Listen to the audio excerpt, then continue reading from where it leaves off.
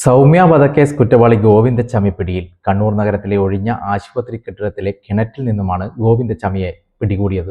നഗരത്തിലെ ഒഴിഞ്ഞ ആശുപത്രി കെട്ടിടത്തിലെ കിണറ്റിൽ നിന്നുമാണ് ഗോവിന്ദച്ചാമിയെ പോലീസ് പിടികൂടിയത്. കറുത്ത പാന്റും കറുത്ത ഷർട്ടും ധരിച്ച ആളായി കണ്ടെന്ന ഒരാളുടെ മൊഴിയുടെ അടിസ്ഥാനത്തിൽ നടത്തിയ തിരച്ചിലിലാണ് ഇയാളെ കണ്ടെത്തിയത്.